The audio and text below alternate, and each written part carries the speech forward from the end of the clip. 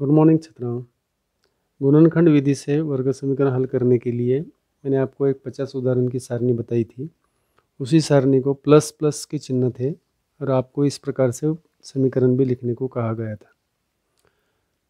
इन सारणियों में पहली कोई भी संख्या लेना है, दूसरी कोई भी संख्या लेना है, उनका योगफल लेना है और उनका ही गुणनफल लेना है। लेकिन यहाँ पर पहली संख्या दूसरी संख्या के चिन्ह प्लस थे, गुना योगफल का चिन्ह प्लस और गुणनफल भी प्लस। अब दूसरा प्रकार x वर्ग माइनस 5x प्लस 6, इस वर्ग समीकरण के लिए सारणी कैसे बनाना है। एक संख्या लिया अल्फा, दूसरी संख्या बीटा, उनका योगफल अल्फा प्लस बीटा, गुणनफल अल्फा गुना बीटा।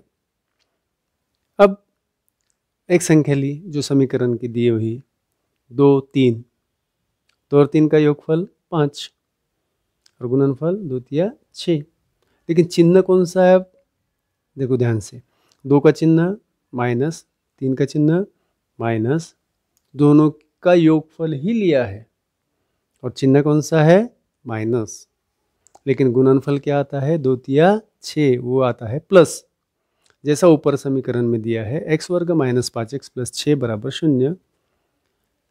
अब इसके लिए सारणी मतलब उसके जैसे और उदाहरण अब हम लिख रहे हैं और ऐसे उदाहरण भी आपको 50 लिखना है। चलो एक एक उदाहरण देखेंगे। 5 7, 5 और 7 की जोड़ 12, गुणनफल 35। लेकिन 5 का चिन्ह यदि माइनस रहा, 7 का चिन्ह यदि माइनस रहा, तो हमें 12 का चिन्ह भी क्या मिलेगा? माइनस। लेकिन योग गुणनफल का चिन्ह क्या मिलेगा? प्लस। उसके पश्चात अगला उदाहरण 4 3, 4 3 7 होते हैं, 4 3 का गुणनफल 12 होता है।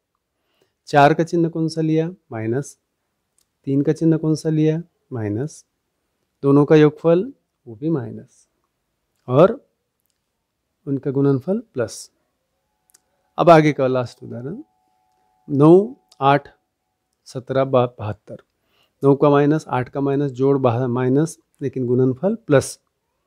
अब इस सारणी में एक उदाहरण मैं आपके लिए रखा है, 3 माइनस है, 7 माइनस है, आने वाला आंसर माइनस और गुणनफल प्लस। इस प्रकार की पूरी सारणी जैसे प्लस की थी और मुझे मेरे व्हाट्सएप पे डाले थे, उसी प्रकार इसके भी कितने उदाहरण करना है? 50 करना है। ध्यान से देखो, आप करेंगे तो अच्छा लगता है। तो ऐसे करना है 50। अब उदाहरण लिखा है, लेकिन इस सारणी पे से उदाहरण जो वर्ग समीकरण बनता है उसको विस्तृत देखेंगे कि x वर्ग माइनस 5x प्लस 6 बराबर 0 पहले का, दूसरे का x वर्ग माइनस 12x प्लस 35 बराबर 0, तीसरे का x वर्ग माइनस 7x प्लस 12 बराबर 0, x वर्ग माइनस 17x प्लस 72 बराबर 0। लेकिन पहले समीकरण में कहाँ से आया ये -5 क्यों आया? 6 के ऐसे गुणनखंड जिनका योगफल 5 हो लेकिन चिन्ह कौन सा हो? माइनस। उसके बाद 35 के ऐसे गुणनखंड जिनका योगफल 12 हो लेकिन गुणनफल 35 हो, यानी चिन्ह कौन सा हो? माइनस। फिर x वर्ग माइनस 7x प्लस 12 बराबर 0, यानी 12 के ऐसे गुणनखंड जिनका योगफल 7 हो, वो भी माइनस, यानी 4 तिया 12। x वर्ग माइनस 17x प्लस 72, इसमें भी कैसा है कि 72 के ऐसे गुणनखंड जिनका योगफल 17 हो और चिन्ह माइनस हो, यानी 9 और 8 दोनों माइनस। तो इस प्रकार से ध्यान में रखना है समझ में कि हमें माइनस यानी पहला एक प्रकार और दूसरा प्रकार, 2 प्रकारों के हमने क्या देखे अभी तक, उदाहरण कैसे बनते हैं या होते हैं, वो क्यों सीखना था? क्योंकि उनके गुणनखंड जब लेंगे हम तो हमारे पास 50-50 यानी 100 उदाहरण की सारणी रेडी है। उसमें से हम उदाहरण देख सकते हैं, लिख सकते हैं, समझ में आ सकता है, पहले अंदाजा आ जाएगा कि उदाहरण ये है। ठीक है, तो हम अब यहाँ रुकते हैं। आपने बराबर ध्यान से देखना है, बहुत से लड़के वीडियो नहीं देखती है, यही कंप्लेन सबकी आती है।